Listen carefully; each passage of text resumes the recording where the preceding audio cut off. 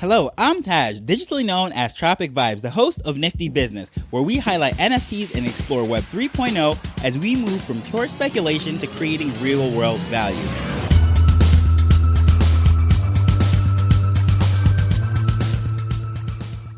When's the last time you heard someone applaud OpenSea? The honeymoon period is definitely over with the platform. They quickly went into Web3 and became the darling. Everyone was so happy and elated that they were able to use this platform to really make their dreams be fulfilled. However, they quickly became public enemy number one. The various changes that they made in their protocols and their policies, and of course, their platform is constantly down, got the nickname of Broken Sea, so people really turned on them. However, today I'm going to applaud them for doing a good job. And I know by saying this, I may lose my Web3 merit badge or my cool kid card or whatever you want to say. But this episode is going to be a positive look on some things that OpenSea has done. And again, I really want to highlight when they do something right, I want to give them their roses while they deserve it.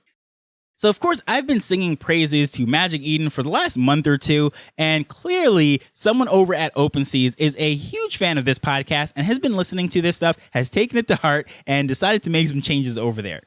No, I'm just kidding about that, really. But however, I would love to know if someone at OpenSea's really was listening to this podcast. If so, well, thank you for listening, just like everybody else. However, on a serious note, I think they took a lot of things that I think was great about Magic Eden and are starting to implement it into OpenSea's. Now, this is nothing new as far as what goes on in Web 2. I've even highlighted this before. That is just a thing that they do on different platforms. I mean, Facebook, there is a term for it. It is called zucking, right? If Mark Zuckerberg, the CEO, the founder of Facebook, now Meta, if they have a particular thing that they see in another app that they like, and they do not want to lose their corner on social media and communications, so they will integrate that feature into what they do. Just Google the term Facebook zucking or zucking, and you'll see all sorts of features from countless apps that they've integrated into Facebook and Instagram and WhatsApp and all the other things that they have, right? And I think that is what OpenSea is doing here, because Magic Eden is getting a lot of attention. Definitely the volume's over there, and it's just a different feel. It's just a beautiful looking platform with so many tools, but yet it is not too complicated. Everything is nicely organized. It is neat. You can find the data and everything. I thought it was just a great design. That's why I'm constantly speaking about them. And you can tell the feel over there is just completely different. The color scheme, just the vibes, even on the Twitter spaces when people are speaking about what to check out. I mean, it is a very different atmosphere. But as I said, they are a legitimate business. They are doing things very deep, and they are vertically integrating. I did an entire episode on that, which basically means that rather than going a mile wide and an inch deep, they're going a mile deep and an inch wide. They know their focus. It is NFTs. Well, how can they add to that? How can they add value and other services that are related to it, support the different projects that are launching and so forth? And that is what they're doing right there. And I'm seeing a lot of that starting to come over into OpenSea's right now. They're setting up like launches and so forth. But really what caught my eye today and sparked this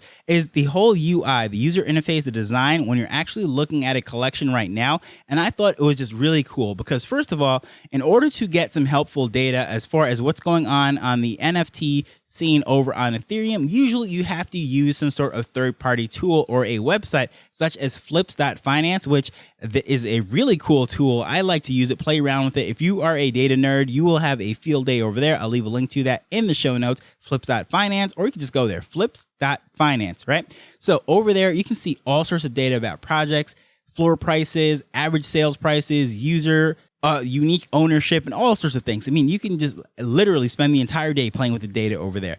But once I looked at it and I was over on OpenSea's looking in a particular collection, funny enough, I was coming from flips.finance to click on something. I realized that they redesign that top section, you know, right where the banner would be for that particular project. Well, there's some information there that I thought was just great. It is right there at your fingertips or in your eye, whatever you want to say, depending if you're on desktop or on mobile. But right on top, for example, it will say the number of items right there on top. I mean, a lot of this information was there, but it was jumbled, it was repositioned, and it just wasn't as aesthetically pleasing and easy to sort through data as it is now, all on one view without making multiple clicks. So first first thing that you're going to see, of course, across the top is going to be a banner, the profile picture of everything, social media links. There's that blue check mark of the name or whatever. So you know this is an authentic, verified collection or whatever it is. Right below that now is the number of NFTs, the items, when it was created, of course, the first one in that smart contract, and the creator fee is right there on top. Before, you had to go into details to be able to see what is that creator fee, that royalty for each one. So if the 5%, for example, I'm looking at the other side right now, the other deeds, it is 5%. So basically what that means is if something sells for 1 ETH, then 0.05 ETH is going to go to that project to cover that 5%. That is their share, that royalty of the sale. And right on top, of course, normally right where you'd have the description, any kind of links and whatever they want to put right there is underneath that information now. Then you can see the area that has the total volume, the floor price, the best offer. Of course, that information was there before, but now they have the listed, the percentage of that project that is actually listed for sale. And I think that is very helpful. At a glance, you can really get an idea of what's going on with this project. Are a lot of people in the project listing trying to exit, or what? I mean, what's really going on there? Or is everyone in this project holding it? Do they know something? Or is this something like, news is around the corner and these people are holding, they still bullish on it, they're looking for the future, or they're trying to exit? That's basically what you can get out of this. And then a very cool thing too, right there next to it up top, without you having to go do some calculations, because before there was just a number of the unique holders. So that way you had to calculate to see, well, it's about 40%, 50% of the unique wallets, meaning that, let's say it's a 10,000 collection. If it's 50%, that means basically the average person is going to have 2, meaning that out of that 10,000, 5,000 people have 2. That's how they get to the 10,000. Now, that is just an average. That doesn't factor in that some people only have 1, and then there's some whales that might have 100, but average is going to be 2. And that's just a helpful way to know, is this evenly distributed? Is this a whole bunch of whales that have all the power, and if they get upset with the founders, they can exit and dump it? Well, you can see all those data, all that statistics right there on the top. You don't have to do any kind of calculations or anything, and I think that's very interesting. And just looking at a couple of them, just going through really quick, I'm just going to go through some of these big properties that everyone sort of knows, and of course, why not go to Bored Apes Yacht Club, right? That is the elephant in the room, or I should say the ape, the gorilla in the room. Right across the top, 10,000. It was created April 2001, and the creator fee is 2.5%. It is pretty low considering the average is somewhere around the 5s. However, these things right now are selling at 76 ETH is the floor, which is pretty cheap for the Bored Apes right now. But what's interesting is there's only 7% listed for sale right now, and there's 64% unique ownership. So what that means is the average person has less than 2. So that is pretty much a sign of decentralization, right? There is a lot of different wallets that hold a lot of these. So most people don't have a huge amount, such as Franklin, who has 60 or 70 apes or whatever he is up to these days. I think he's well on his way to 100. But the average person in this project only has 1, right? It is below 2, because if it was at 50, remember I just said 50% means the average person has 2. So at 64%, that means very few people, percentage-wise, actually have 2. Now, the interesting thing with that means is if that number spikes up from 7% to, let's say, 30%, 40%, that is a sign of a lot of people getting ready to exit this project. Well, why is that? Why would it all of a sudden jump up from 7% to such a high number? Well, maybe they know something's up. Maybe they are in the Discord, they're with the community, and they see that the founders are on a wrong path, and they are just upset and saying, you know what? We have no faith in this project anymore. Let's get out while we still can. Let's keep our liquidity and sell right now. Whatever we can get for it, let's move on to the next project and go to where the grass is greener. That could be a huge sign for that, but you would not necessarily know that unless you were either in that Discord and getting some inside scoop and what have you, but the numbers don't really lie. And of course, I know numbers can be manipulated to tell whatever story you want, but it is a good indication, and it's way better than just flying completely blind and knowing that, yes, 64% of these people, only 7% are listed. Therefore, generally speaking, by the looks of things, despite the floor price being down, the holders are actually very faithful and bullish of it. They know that whatever that is that they're building, they still have faith in it, or they just want to hold on to their IP and do whatever it is that they're doing. Maybe they're making more money from the IP doing whatever creation. Let's say Seth Green, who's creating that show. Of course, Snoop Dogg and Eminem, they're doing their music and all of that.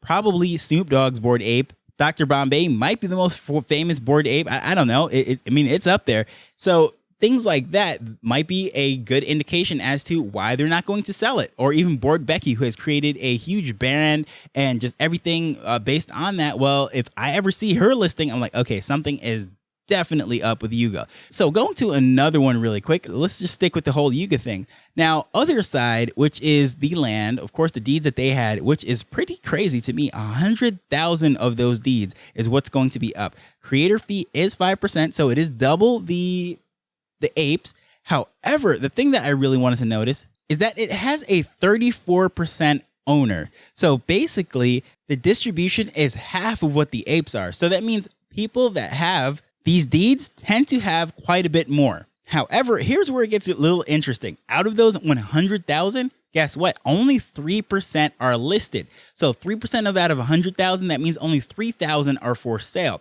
And when I look now, I start to look around, fish around, see the floor price, and I see certain things are jumping out at me as far as the numbers. And this is what I can gather just really quick. And this takes one click right now. I can see that, okay, the floor price is 1.71 ETH. That's what's up there right now, the cheapest one. However, 5 months ago, this person bought it for 3.39. So this is a lot less than what they paid for it. However, let's factor in the fact that the market is really down from that point. 5 months ago, it was doing much better. Of course, it was still heading into a bear market, but now there's it's consensus. Everyone would agree we're in a bear market right now. And that definitely shows in the price. However, if you look back, as I said, in that first page where that information is, 34% unique ownership with only 3% listed generally indicates that they have faith in the project and a long-term goal. So when I look on this particular person, let's say I go into that person's wallet, see, hey, what's going on here? And I realize that that person that has the cheapest one listed only has 17 NFTs. And of them, quite a few of them are listed. So I have to conclude that there is a high likelihood that this person just has liquidity issues. I don't know. I'm not trying to look into anybody's budget and their wallet and understand what's going on in their house and their personal life. I have no idea. But I'm just saying, just by a quick glance of this wallet, what's going on, considering how much they paid for it and so forth, I'm thinking that person probably needs funds in a hurry for a particular bill or whatever they're doing in their personal life, and they're exiting, willing to sell it at a loss and move on. So that is just a quick glance of what the data is telling me about that. Of course, all of this is trying to interpret data, and that could be a very dangerous thing, but it is way better to have some information and understand what's going on right now. And of course, that is what I want to commend them on, for putting that information right there. So it doesn't take a lot of clicking. It doesn't take a lot of digging or calculating. I don't even need a calculator. Before, I used to have to do this manually or just have a ballpark. I would just know that, okay, if it's 5,000 unique holders and there's 10,000, okay, that's 50% easy. However, once you get into some funky numbers, let's say it is a 13,000 collection and there is 3,200 unique holders, well, you're going to have to do a little math. If you're not good at math, you're going to have to pull out the old calculator. So I think this is very helpful to have those percentages right there. So at a first glance, you can really have a good idea of what's going on, make a quick judgment, whether or not you're going to buy into it, but just have an idea. Ultimately, you're not going to really know until you really get into the community and see what's going on, get into those holders chats and so forth. And it's a completely different vibe sometimes than what you'll get out there in the public. We keep certain things in-house. We deal with those things. We vote on it. We address our needs and our concerns in-house on Discord, in those channels. And a lot of people don't even take advantage of that. Just Discord is a love-hate relationship. I go there just basically out of necessity and the fact that I have this podcast. This is what I'm doing. This is where I have to go.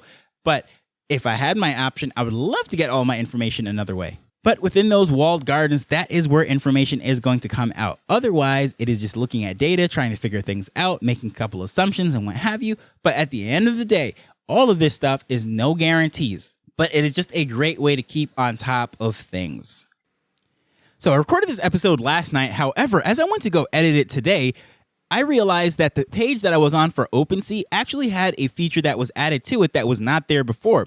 And as I went to go refresh the page to check it out, otherwise it disappeared. So obviously there's split testing. So what actually happened was, right underneath where it says the particular collection that you're under, I am on the Fame Lady Squad. So you'll see Fame Lady Squad and you'll say Fame Lady number whatever NFT it is. And right underneath it, it showed the rank. So out of the 8,888, this one was ranked 5,000 something, and it said it right there. But of course, as I went to go check out other things, it just disappeared. So this is something called split testing, where they roll out different features, different looks, and this is something that Facebook and all social media platforms are very notorious for doing. You might log in one time and it looks completely different, and then you go back in the afternoon or whatever, and it looks how you're used to it. It's because they're testing out to see what is most favorable with clicks, how people like it and interact with it, and that's obviously what they're doing here. I know at one point they had that rarity information down under details. That is where the contract, the token ID, and all that stuff was in that column. However, just now I saw it right underneath where it says Fame Lady Squad number, whatever it is. So